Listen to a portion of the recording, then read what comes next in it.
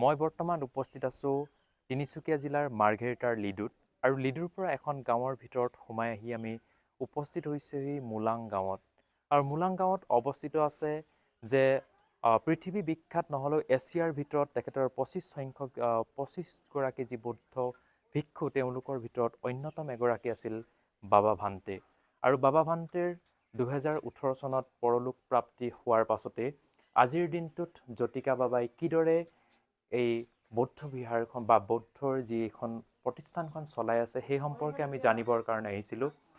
ইতিমধ্যে আমি তেখেতৰ সৈতে কিছু কথা পাতিছোঁ যে তেখেতৰ শাৰীৰিক অসুস্থতাৰ বাবে আমি তেখেতৰ সৈতে কোনো মত বিনিময় কেমেৰাৰ সন্মুখত কৰিব নোৱাৰিলোঁ। তথাপিতো তেখেতৰ মুখেৰে আমি যিবিলাক তথ্য গম পালোঁ যে বাবা ভান্তে তাহানিতে আহি এই লিডুৰ ভিতৰৰ অঞ্চলত আহি তেখেতে বৌদ্ধ বিহাৰখন প্ৰতিষ্ঠা কৰিছিল আৰু প্ৰতিষ্ঠা কৰাৰ পাছৰে পৰা তেখেতৰ যি তেখেতে কৰা কাৰ্যসমূহৰ প্ৰতি ৰাইজৰ অগাধ বিশ্বাস আৰু ৰাইজে যিদৰে তেখেতক মৰম আৰু বিশ্বাসেৰে তেখেতক আদৰি লৈছিল তাৰে পৰিণতিত তেখেত সমগ্ৰ ভাৰততেই নহয় তেখেত আন্তঃৰাষ্ট্ৰীয়ভাৱে তেখেতে সুখ্যাতি লাভ কৰিবলৈ সক্ষম হৈছিল। আমি যিহেতু আজি বাবা জ্যোতিকা বাবাৰ সৈতে আপোনালোকক মত বিনিময় কৰাৰ সম্পূৰ্ণ ভিডিঅ' আপোনালোকক আজি দেখুৱাব নোৱাৰিম। তথাপিতো আমি যিহেতু আহিছোঁ সোণাৰীৰ পৰা, গতিকে আপোনালোকক আমি সামগ্ৰিক পৰিৱেশ দেখুৱাব বিচাৰিছোঁ। এই লিডুৰ পৰা ভিতৰৰ যিখন গাঁৱত এই বাবা ভান্তেৰ এই প্ৰতিষ্ঠানখন আছে বা বৌদ্ধ বিহাৰখন আছে ইয়াৰ সামগ্ৰিক পৰিৱেশ দেখুৱাব বিচাৰিছোঁ। মোৰ সৈতে বিষ্ণু আছে, বিষ্ণুৱে সমগ্ৰ পৰিৱেশ দেখুৱাব। লগতে ইয়াত বাবা ভান্তেৰ এখন সুন্দৰকৈ প্ৰতিচ্ছবি আছে, এই প্ৰতিচ্ছবিখন বিষ্ণুক দেখুৱাবলৈ অনুৰোধ কৰিছোঁ, য'ত উল্লেখ কৰা আছে যে 12 নৱেম্বৰ 1918 চনত বাবা ভান্তেৰ জন্ম হৈছিল আৰু তেখেতৰ নিধন হৈছিল, অৰ্থাৎ তেখেতৰ পৰলোক প্ৰাপ্তি হৈছিল 10 নৱেম্বৰ 2018 চনত। অৰ্থাৎ 100 বছৰ সম্পূৰ্ণ কৰিবলৈ মাত্ৰ 2টা দিন বাকী থকাৰ সময়তে বাবা ভান্তে এই পৃথিৱী এৰি পৰলোক প্ৰাপ্তি হৈছিল। সমগ্ৰ পৰিৱেশ দেখুৱাব বিচাৰিছোঁ। এয়া হৈছে তেওঁলোকৰ মূল তেখেতলোকৰ ইয়াৰ ভিতৰতে তেওঁলোকৰ প্ৰতিমূৰ্তিসমূহ আছে, ভগৱান বুদ্ধৰ প্ৰতিমূৰ্তিসমূহ আছে আৰু তেওঁলোকে যিসকল দৰ্শনাৰ্থী আহে তেওঁলোকে তাতেই ধূপ চাকি দিব পৰাৰ ব্যৱস্থা সম্পূৰ্ণকৈ কৰা হৈছে।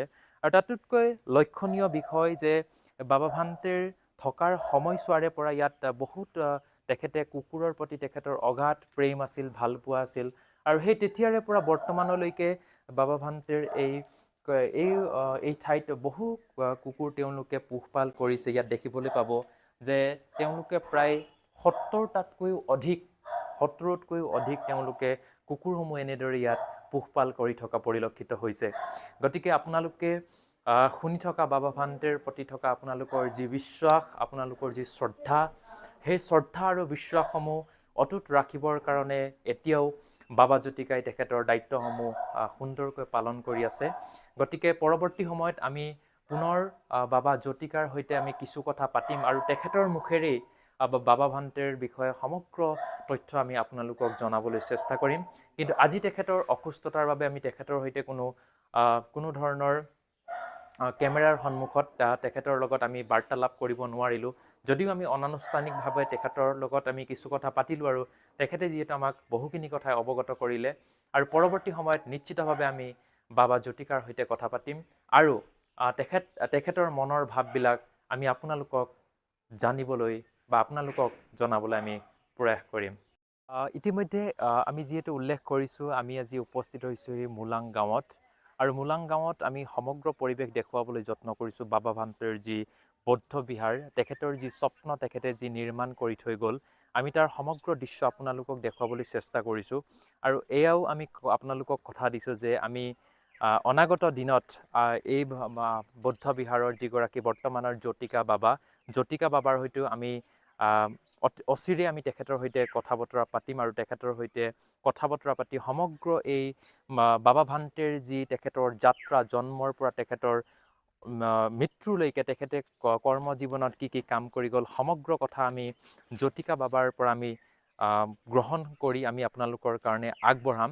কিন্তু আজি যিহেতু ইতিমধ্যে উল্লেখ কৰাৰ দৰে আমি সোণাৰীৰ পৰা আহি উপস্থিত হৈছোঁ, গতিকে বহুতেই এই ঠাইলৈ বাবা ভান্তেৰ থকাৰ সময়তে আহিছিল আৰু বৰ্তমান জ্যোতিকা বাবা থকাৰ সময়তো বহু লোক বহু ঠাইৰ পৰা আহে। গতিকে তেওঁলোকেও চাব বিচাৰে আচলতে এই বৌদ্ধ বিহাৰখন কেনেকুৱা। গতিকে আমি তেওঁলোকৰ কাৰণেই সমগ্ৰ পৰিৱেশ দেখুৱাবলৈ যত্ন কৰিছোঁ। মই দেখুৱাব বিচাৰিছোঁ, এইফালে আছে তেওঁলোকৰ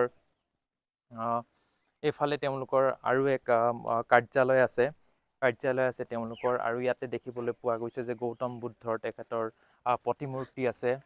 আৰু ঠিক তেনেদৰে তেওঁলোকৰ ধৰ্মীয়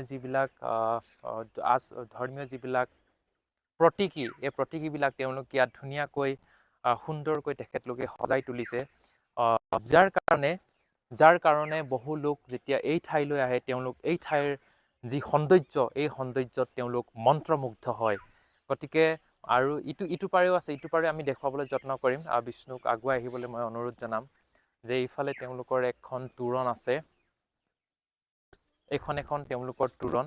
এতিয়া বৰ্তমান সময়ত এই বন্ধ কৰি থোৱাৰ কাৰণে আমি ভিতৰৰ পৰিৱেশ ইয়াৰ পৰাই দেখুৱাব বিষ্ণুক অনুৰোধ জনাম। ইয়াৰ পৰাই ভিতৰৰ পৰিৱেশ আপোনালোকক দেখুৱাব।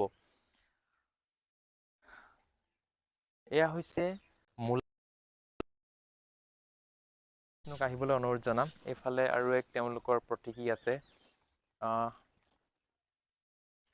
এয়াও তেওঁলোকৰ ড্ৰেগনৰ দেখিবলৈ পোৱা গৈছে প্ৰতীকী।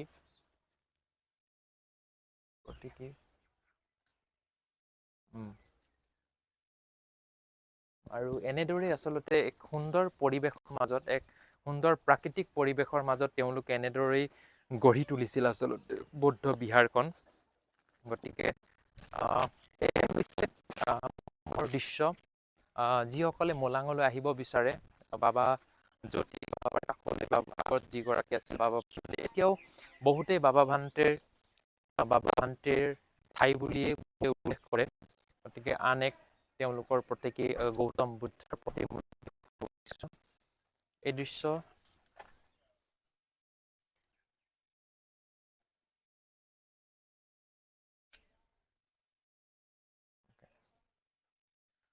আচলতে এইদৰেই আছে এক প্ৰাকৃতিক সুন্দৰ মনোৰম পৰিৱেশৰ মাজত যিখন মোলাং মনেষ্ট্ৰী।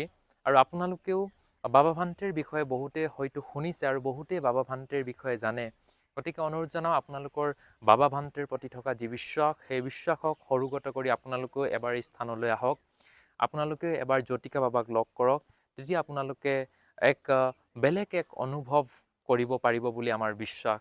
গতিকে আজি আমি যি মোলাং গাঁও, এই মোলাং গাঁৱৰ যি মোলাং মনেষ্ট্ৰী, এই মনেষ্ট্ৰীৰ পৰা আমাৰ প্ৰতিবেদন ইমানতে সামৰণি মাৰিছোঁ। কিন্তু এটা কথা কৈ থওঁ, আমি অচিৰেই বাবা জ্যোতিকাৰ সৈতে বাবা ভান্তেৰ সমগ্ৰ জীৱন পৰিক্ৰমা আমি আপোনালোকক জনাম।